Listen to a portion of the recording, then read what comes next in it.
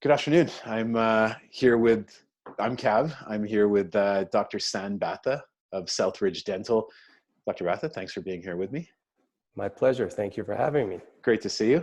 Dr. Bhatha, I wanted to just recently, congratulations, wanted to pay some special attention to an award that you were just, that your practice just won. So South Surrey White Rock Chamber of Commerce Medium Business of the Year.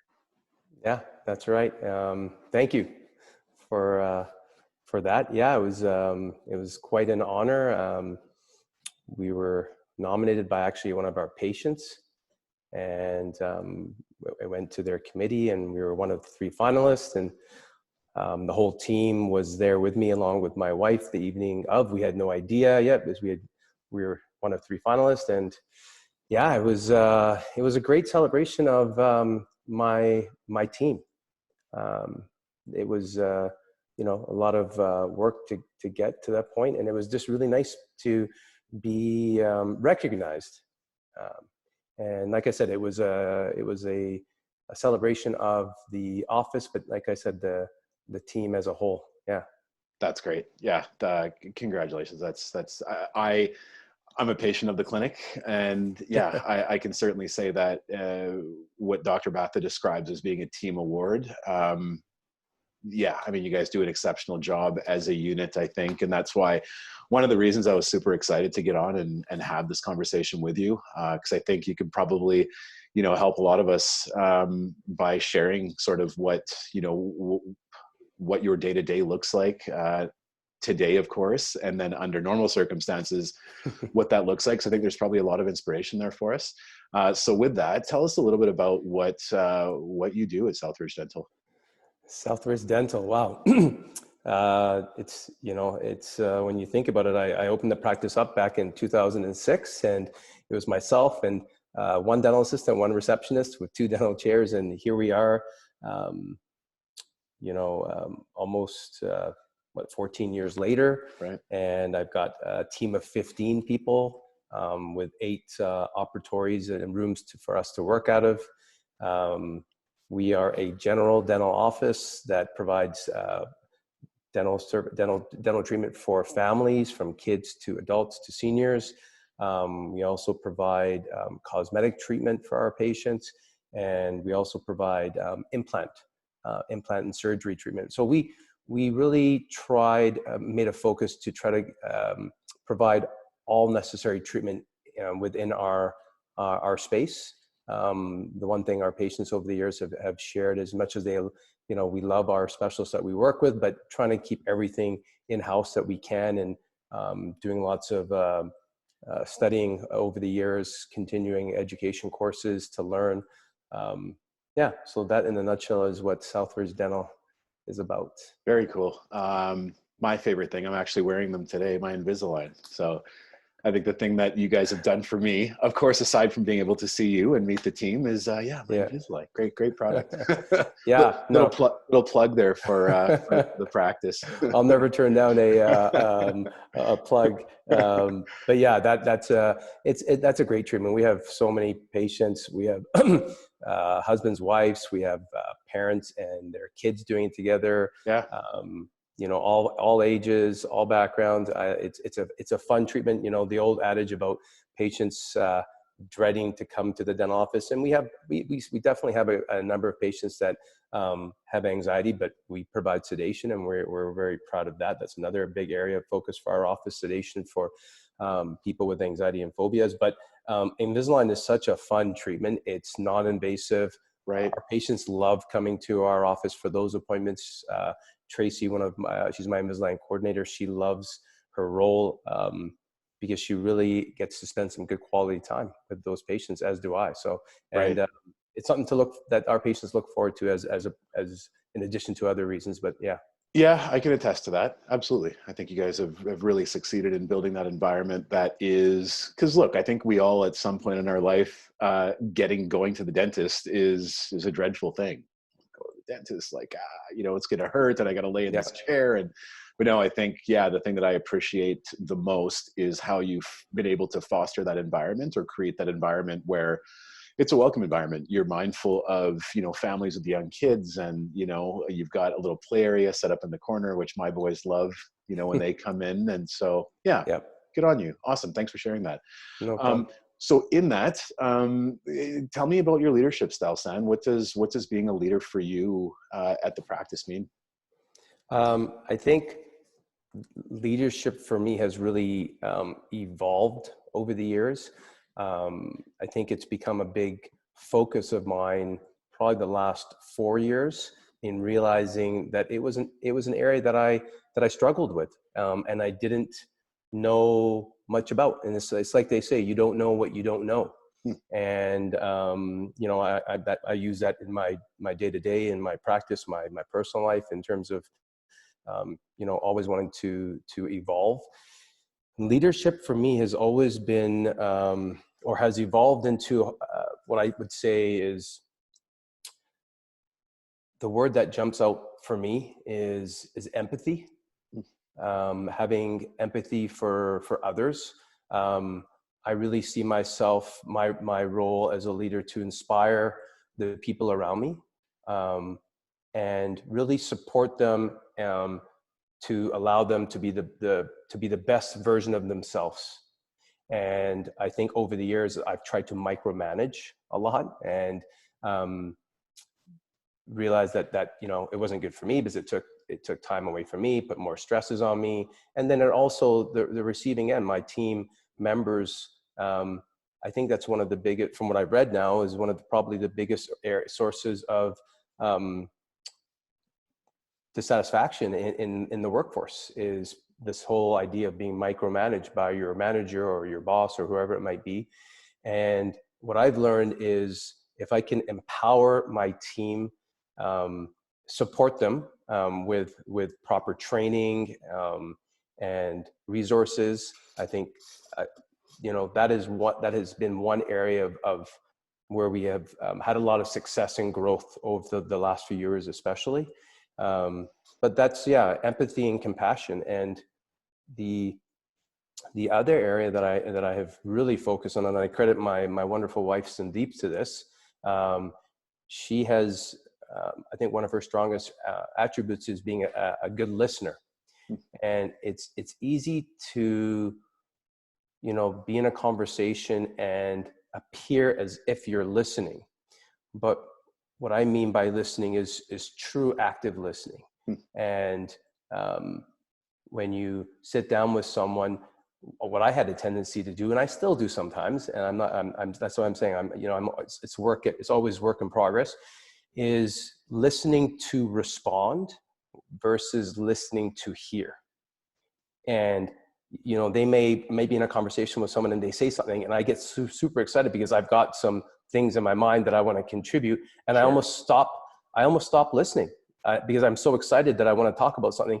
But I've really made a conscious effort to, especially with my team and with my patients, I would say, but especially with my team, is just being present, trying to be present. Super happy to hear that, for a guy on my side of this conversation, and being able to hear you describe what that shift has been for you, and building that awareness around the difference between listening to respond and listening to, listening just to hear, people's thoughts, is very refreshing for me.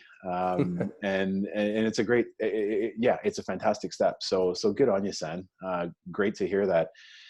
So back to the empathetic piece, and really being available to your people in the way that they need, or that they expect or hope for you to be available. What does that netted out to? What is that done for the environment, for the culture, for the team? Great question. We did a culture survey in my office about 4 years ago, when I actually hired a consulting company and brought them in for a various number of reasons. And this was also an area that I thought that I could benefit from in terms of better leadership and support. I'll be honest with you, my culture survey when we first did it was very humbling. Let's put it that way. Sure. And as a business owner, I would encourage, if you're in a position to be able to do a culture survey, I would do it and make it anonymous. You can do a monkey survey. It's not very difficult to do. and asking you can ask some very simple yes, no questions, but you could also ask a lot of open-ended questions in it. And I'll say, Cav, that it was humbling, and it was, wow, like really? Yeah. And I would say now, we just did one again. We do one, we try to do it at least twice a year in the practice. And we just did one beginning of the year this year, and it was probably one of my most proudest moments in the practice. And I share it with the team. I'm very transparent. I think that's another characteristic of a true leader, to be as transparent as possible. Mm. But back to your question about empathy, I think that in terms of survey culture, is, we get so wrapped up in our day to day, regardless of what business you're in. I've really tried to make time in my day now to just, chit chat with my team, connect with them one-on-one. Sure. We do a lot of, team meetings in our practice. We give our team a chance to share areas of praise, areas of celebration, but also areas of struggle and challenge. But I like to do kind of one-on-ones with my team, and I'm not even talking about the office. I'm just saying how are they doing at home? Like, how are their Right. kids, Mm-hmm. getting to know the name, getting to know the names of your team's kids and spouses and other things. Like, what are they doing? Like, what are their kids doing? And, how's your mom doing after that surgery, right? Just spending the time to get to know my team. I'm fortunate that, I do have a big team, but it's not that big compared to some businesses out there. Sure. But I've made that a priority for me in terms of actually, connecting with my team. Fantastic. Great to hear it. Yeah, for a lot of reasons. Thanks for sharing that. So, and then maybe a perfect segue into, if what you've done then, it sounds like you've taken that sort of next step and really invested an authentic interest in not just what they're doing professionally, but in fact, who they are as people. Mm-hmm. And how they're able to, how they're managing their life outside. So how are the kids? How are your parents? How is life as a whole? And I think that does connect back to that piece where you had mentioned about listening empathetically. So really sort of removing your own values and your own intention in the conversation into saying, hey, this is your time. I truly just want to hear about you. Lots of power there. The segue is into the days that we live in today within, the pandemic and COVID-19. Mm-hmm. San, what do those engagements look like with your team, assuming that they are happening? Sure. How is it that the last 4 years since you've seen this opportunity and the feedback on culture and the way that you show up today, how are you able to now work through that lens when connecting with your team at a time like this? Yeah.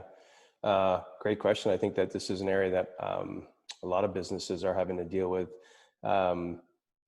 Like I said, one of the things that I think our team thrived and really, was one of I'd say the pillars of our practice, our business, was just that social connection with one another and our patients, and, we've always had an ongoing group chat with my team. And, that's probably been even like no more important now than it has been in the past. I connect and try to connect with my team one-on-one, especially when this all came about. I think it was, initially it was really just trying to support them with the fact that, hey, this is going to be financially a difficult time for a lot of people. And I think it was really the focus for me as a leader initially was to provide them with whatever resources and information they needed. We were in a position where we had to temporarily lay off all of our team members, unfortunately. Like I'd say, the majority of dental offices in British Columbia had to do. Mm-hmm. And my role there was really to provide them with as many resources, as information as possible that they needed to be able to apply for EI or whichever benefits they were looking for. And then also to reach out to them one-on-one and say, hey guys, like, this is going to be a challenging time financially for or I should say, may be a challenging time financially for you, and socially, just we're all going to be kind of apart from each other, and we're used to seeing each other's faces in the morning and chatting and knowing what's going on in people's lives and stuff. So the shift really became still trying to stay connected with my team as much as possible. Initially, I think it went from support in terms of trying to get logistics worked out for them and getting them settled with their whichever benefits they were trying to get for themselves. Right. And then it went to my mind shifted to now it's been I think today is almost like our 4-week mark. 20 days, I think, of 20 business days, I should say. Sure. And of late, it's been more of, just checking in, how are you guys doing? How are the kids? And along the way, we've had some fun. We'll have a little weekly thing where, okay, best meal last week, best Netflix show, Cool. which movie did you like? What was the most favorite activity you did? And go. And everybody's just chiming in, sharing their things. So we're also trying to maintain some of that fun that we were that we really made a focus in our practice of things.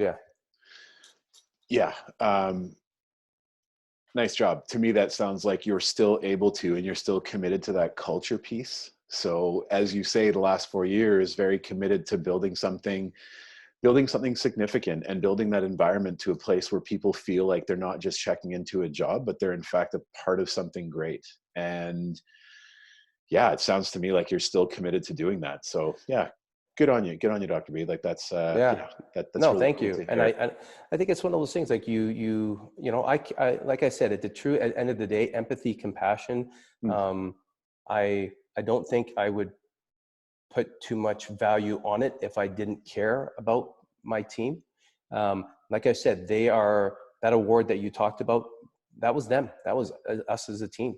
Right. And I care about them deeply. And I feel that, this leadership, that we're talking about is all a testament to when you hire the right people and you show them empathy and compassion and you show them that you care, it comes back in, multiple fold. And we've learned over the years, because for some people that isn't what they value, and, you learn and, you move on and you wish those people all the best, and they just, they weren't the right fit. But now we've definitely got a team that really, we all see the value in each other, and the support that we had for each other. So what a great ripple effect. I mean, so starting with you and you recognizing 4 years ago that, hey, there's a lot of opportunity here for me to grow this culture and to build relationships with my team members. Very common sort of theme that I get in the calls that I have with clients is that when they're willing to do that and able to do that effectively, that commitment piece, what that nets out to for them is trust and loyalty. And those two things in most family settings are also very key as well. So again, great job. It's really cool to hear that that's where your people are. And I'll say again, that being a guest or being a client of your office and of your business, we feel that. We absolutely do. That ripple effect that you've been able to create throughout the office. Leads me to my next question for you. One of the things that I work on typically very early on in the process of working with a client that's in a leadership position is we start to talk about this concept of self-leadership, which is, I believe that leadership starts here. So whether we are leading our family or our team members, people around us, whoever that may be, we're unable to do so effectively unless we're able to lead ourselves effectively. What does that mean for you? It's a very interesting concept, the idea of self-leadership, because, we've been talking about leadership as a whole. And I think that for me, when I think of self-leadership, I think of, first of all, one of the books that comes to mind, an author that I've I've read a couple of his books. Can I Simon guess Sinek. before you say it? Oh, okay. I would have guessed Brené Brown, but Simon Sinek, Yeah, yeah, on yeah. my Renee top five Brown, list as well. another great author as well. So Simon Sinek, you know, one of his books that I read was Start with Why. Yep. So when I think of self leadership, I think there's, you know, having an intention, having a why. So what's your why in any business? I think that for current business owners, you know, when I think of why, you know, we have a vision and a purpose. I think that if you're going to be thinking of starting a business, I think that's a great question to ask yourself: is what is your why? My wife Sandeep and I she's in the middle of reading this book, so I'm looking forward to chatting with her further about it.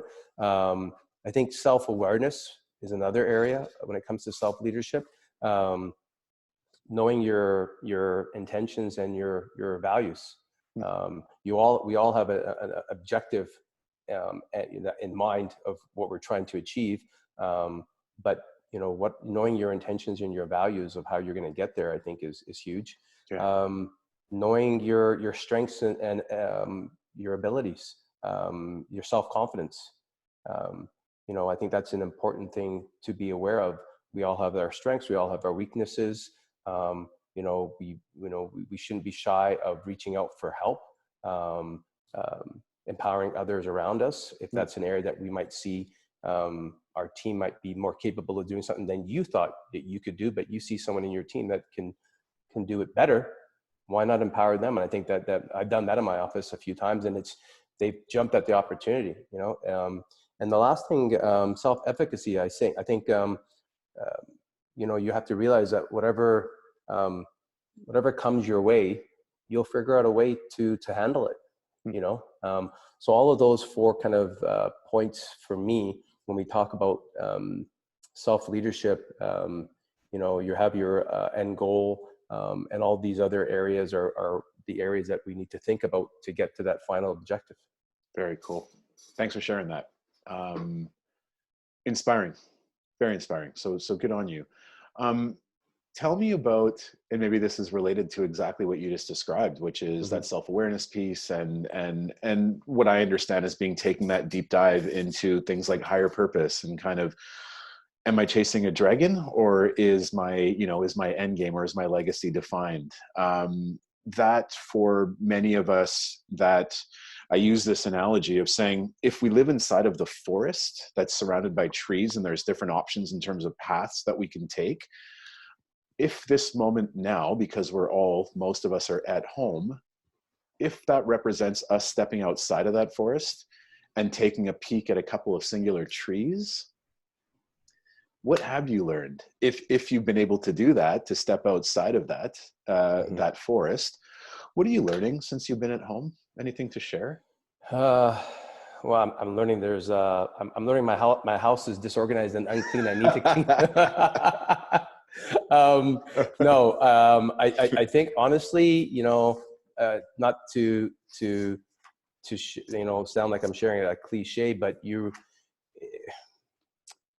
I think the biggest thing that I've come to realize is gratitude, is really, you know,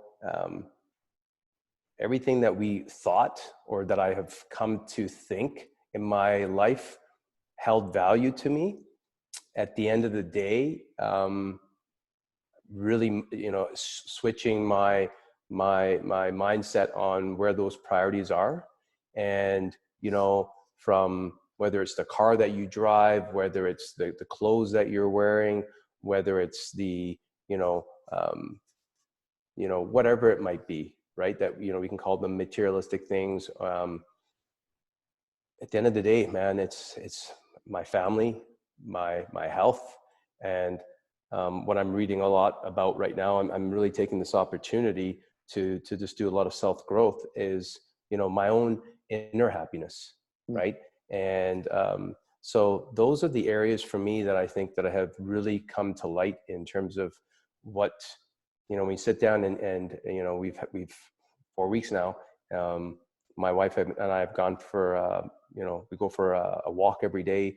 First thing we do in the morning, we sit down, have our coffee, and we just chat, like an hour-long chat. And I don't know the last time we've ever done that. You know, maybe on vacations, sure, maybe on the weekend here and there, but it's really, it's been amazing. We're probably closer than we've ever been. Our kids, yeah, you know, sometimes obviously they're going to drive us crazy because we're all together for, you know, 24/7, but Sure. it's been great as well because we get to spend some quality time with them. They get to spend some quality time with each other, which I love. So yeah, I think, you know, those are probably the things that I've really come to appreciate about this I COVID love that. time. I love that, San. If what you're, Yeah. if I understand what you're describing well, then, you know, your opportunity to step outside of that forest and look back in is directly related to you taking a deep dive at those values and maybe redefining some of them, or maybe coming 100%. to the realization that, as you describe, and some of that's very relatable to me, and I think probably many that are listening as well, which is, hey, my needs are relatively basic. If I feel loved, if I feel a part of something, if I have personal safety and I'm able to protect my family and those around me that matter the most, and I have Yeah. food, and I have food in the fridge, I'm doing okay. Yeah. I'm doing okay. You 100%. know, You know, um, I was just going to say that you know, it's also given me a lot of time to do some reading, and I'm really enjoying my time in the books. You know, one of the things I want to just touch on for a moment is the book 7 Habits of Highly Effective People. sure. I've had this book on my shelf. It was given to me by one of my good friends Okay. as a 40th birthday gift, along with about 7 other books. One of the best birthday gifts I've ever gotten was this group of books from this really good friend of mine. Right. And you know, my wife's read it, so I've read it now, and it talks about the 4 different quadrants and where we spend our time: quadrant 1, quadrant 2, 3, and 4. Important, urgent versus not important, not urgent. Sorry. And what I'm realizing is where this area of quadrant 2, where it is it's an area of what we would call self-growth and fulfillment, for balance in your life, and you realize how much of your, like, that's where you want to be. And I've realized now that I've been in these other quadrants doing tasks that really have little value. Yet we get so consumed about doing these daily tasks, checking that email right away, checking that message. You know, I don't know how many WhatsApp groups I'm in right now, and I've just kind of, I don't even, you know, I just, it's one of the hardest things for me is to leave a text message or a message unchecked. That's just me, my nature. And I don't even check some of these group messages because I know that they're just going to be talking about the same thing, and it's just Sure. mindless chatter. Right. And so again, just an area, it's really helped me define values, what you talked about, and reprioritizing what's important to me and what my values are, what my objective is, and try to get to that end goal in the healthiest way possible. That's cool. I love the fact that you're reading. I've always known you to be a big reader, and obviously relevant reading as well. You and I have done we've done a couple of book shares. I think I had taken Dare to Lead from you, Brené Brown. Brené Brown. Yeah. And so, yeah, 7 Habits was actually the first book that was put on my lap. I think I was like 22 or 23. I remember getting it from my uncle. Yeah. And I looked at it and I opened it and I kind of, I leafed through, and at 23, I couldn't really make a lot of sense of it. Yes. Revisited later on in life. And I think I think there's some fantastic principles in there. And 100%. The one that I'm reminded of at this time is certainly beginning with the end in mind. And so really looking at, legacy, and sort of when we're in this moment of pause in some ways, we start to get reflective and sort of, start to implore more insight, foresight than we typically might in the sort of grind of our day to day. Yeah. Happy to hear that you've been able to take a look at how it is that you're deploying, the resources that you have internally on a day. We all have the same 24 hours. Yeah. But how we choose to spend those 24 hours is really just a series of little choices throughout the course of the day, Right. And I've been guilty of, like everybody else, we choose to do some things, and I still, don't get me wrong, like I joked about, we still love, watching a show on Netflix or whatever it be, you need that, and that's part of having fun. You want to have fun, but it's just also ensuring in my day to day, what quadrant 2 activity did I do for myself? What did I do to improve my health, my mental health, my physical health, my relationship with my family, all those kind of things, right? So just shifting the mindset a little bit, and that this pandemic is as sad and as tragic as it has been around the world for many people, including our country here. I really hope that, you know, we all can at least make the most of it. It Sure. would be a shame for us not to kind of take this opportunity to do these things like we're doing right now. We're taking the time and talking about leadership. I do appreciate and value the fact that this could be it's uncomfortable language for some, and I also respect that when we talk about this period as being an opportunity, Yeah. in the midst of a pandemic. I think that is that sort of that shift in paradigm around, Mm-hmm. hey, am I attacked? Am I, you know, do I feel attacked? Do I feel safe? Where Mm-hmm. are you? And once you've established that safety, which I Yes. pray that most of us have, Yes. then I think on the other side of that, yeah, there's just a lot of space. There's a lot of Yep. space here. There's a lot of space here Yeah. to really start to connect dots, Yeah. in 100%. areas in our life that we've wanted to spend time or energy that we now have the opportunity. Yeah. And that to was what, do. yeah. And thank you for, you know, it's the context of when I say opportunity, it's really just making the most of our time. Yeah, And absolutely. that's really what I meant by that. Yeah. You know, not business opportunity, not any of those things. It's just making the most of our time that we've been given now, by this beautiful planet of ours, Yeah. to really, you know, spend that time and again, focusing on what we all value the most in our life. And hopefully, you know, everybody remains safe and healthy, and hopefully at some point we'll, you know, start getting back to our businesses. San, I love that. Thanks for sharing. Could you package all of what we've talked about over the last 15, 20 minutes or so into kind of one box and maybe leave some inspiration for those that are going to be listening to this or watching this? They might be a business owner. They might be a dad like you are. Yeah. What do you want to leave everybody with? Yeah, thank you. I would say, for, you know, first and foremost, you know, stay safe and healthy, do everything that we can do at this point to do what our frontline team members are asking of us to do. That's the only way I think that we're going to get through this pandemic and this COVID crisis. But you know, it doesn't mean that we have to stop, you know, enjoying ourselves. We can still do that, and I think that we should be doing that.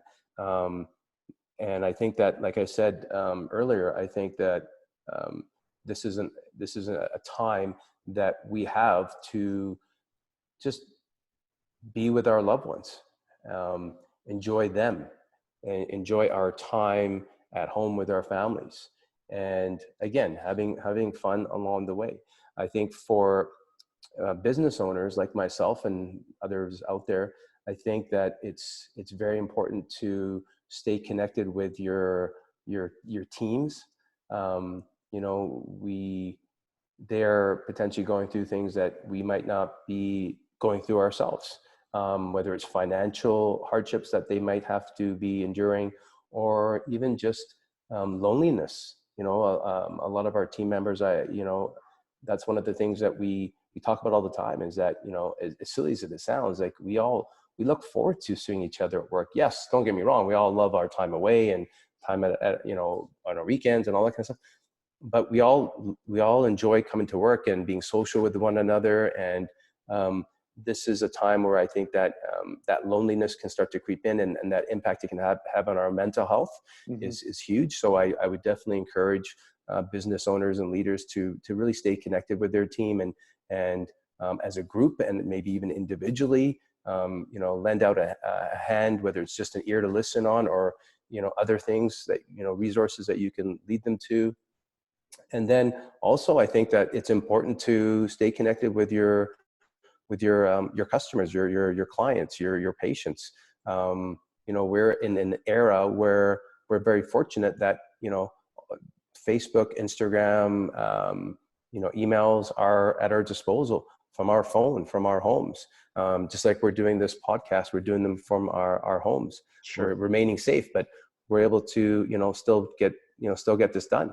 So I think for business owners, I think it's still very important to to stay connected with your clients, your patients, providing them with information about your business, and providing any other areas. And that's an area that I think that I'm also beginning that I want to spend some more time on, is some more connection with our patient base and checking in on them. When we do, we respond to emails as best we can and stuff like that. But just sending out some some helpful messages during this time. That's an area that we're continuously trying to do some things about. That's awesome. So what I take from all of that, and thanks for sharing, is engagement. We're in, technology is certainly on our side. The opportunity is there to reach out to people, family, friends, people that you're concerned that you love, concerned about that you love, and then also our teams and our colleagues and people around us. Pick up that phone, drop the email, send the text, because we still, the power of connection, the power of engagement. San, I really appreciate you spending time with me today. It's a lot of fun. It was good to see your face and great to hear, some of how it is that you're staying on top of your role as a leader, and hopefully it serves as some inspiration to anybody that's tuning in or listening to our conversation, because I think there's a ton of value there. So best in health, best in your reading, keep reading, and make sure you share some of some neat stuff, and I'll do the same with you. For sure. Best to the family, and I'll look forward to seeing you once we're able to do so. Awesome. Thank you very much for this opportunity. I enjoyed it very much. And I also hope that, other people out there that are tuning in, hopefully walk away with a couple of things that they can maybe work on. Yeah. Awesome. Thanks, San. Thanks, We'll buddy. talk to you soon. Take care. Yeah. Bye.